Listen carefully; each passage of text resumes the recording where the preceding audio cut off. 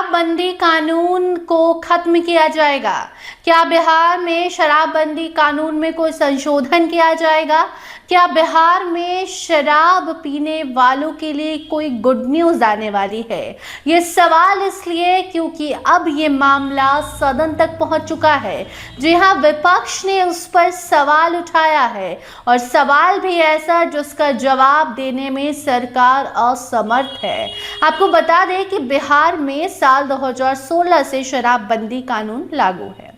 ये किसी से बात छिपी नहीं है कि बिहार में धड़ल्ले से शराब तो बेची ही जा रही है। चोरी छिपे इलीगल तरीके से शराब का धंधा किया जा रहा है।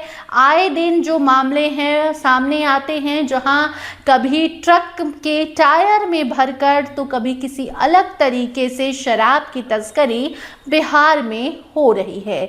लेकिन शराब की तस्करी के अलावा भी एक नशा ऐसा है जो बिहार में दिन ब दिन बढ़ता जा रहा है और बिहार के युवा जो हैं या फिर गरीब तबके के लोग हैं वो इसके शिकार हो रहे हैं। और वो नशा कोई और नहीं बल्कि सूखा नशा है। जी हाँ, सूखा नशा के आदी हो रहे हैं युवा। इतना ही नहीं बल्कि जो गरीब तबके के लोग हैं, खासकर पटना स्टेशन पे अगर आप चले जाएंगे तो वहाँ आसपास जो लोग बैठे हुए रहते हैं, लड़कियां हों या फिर बुजुर्ग हों या फिर महिलाएं हों या फिर युवा हों या छोटे छोटे बच्चे हों, सभी के हाथ में कुछ ना कुछ ऐसा नशीली पदार्थ आपको नजर आ जाएगी जिसे देखकर आप भी नहीं समझ पाएंगे कि बिहार में क्या हो रहा है। और यही कारण है कि अब राजद एमएलसी ने आवाज उठाई है। आपको बता दें कि राजद एमएलसी अजय कुमार ने विधान परिषद में ये आवाज उठाया है कि सूखा नशा जो है ये बिहार को बर्बाद कर रहा है और सूखे नशे की लत जो लोगों को लग रही है ये उनकी ज़िंदगी तबाह कर रही है और ये बिहार के लिए बहुत ही ज़्यादा खतरनाक है, बिहार के भविष्य के लिए हानिकारक है। बिहार के जो युवा हैं या फिर जो गरीब तबके लोग हैं जिन्हें शराबबंदी के बाद शराब नहीं मिलती, शराब मिलती भी है तो वो जहरीली होती है और ऐसे में वो कहते हैं कि जो ज़िंदगी हम जी रहे हैं ये जीना बहुत मुश्किल है और इसीलिए हमको नशा का सेवन करना पड़ता है।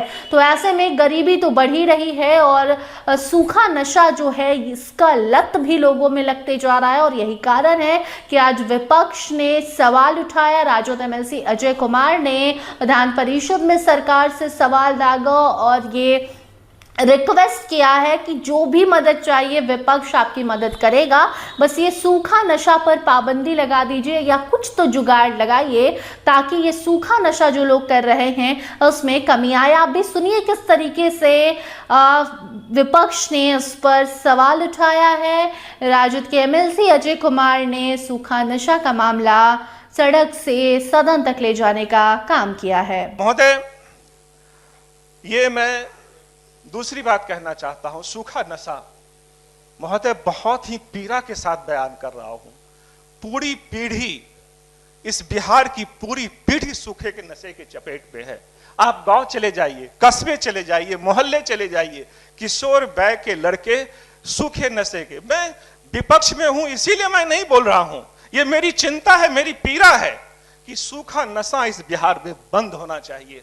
सरकार अगर विपक्ष से भी किसी तरह की उम्मीद करती है तो मैं विपक्ष के साथ कह रहा हूं कि मैं भी आपको सपोर्ट करने के लिए तैयार हूं, लेकिन ये सूखा नशा से बिहार को बचाइए। नहीं तो जब इतिहास लिखा जाएगा, पीढ़ियां बर्बाद होगी, इतिहास लिखा जाएगा तो हमारे आपके सभी के नाम उन काले अध्याय में होंगे कि हमने बिहार की पीढ़ियों को बर्बाद किया है। महोदय, तो सुना आपने किस तरीके से अजय कुमार ने कहा कि आपको कोई मदद चाहिए तो हम करेंगे, लेकिन हम कह रहे हैं कि सूखा नशा जो है वो सही नहीं है।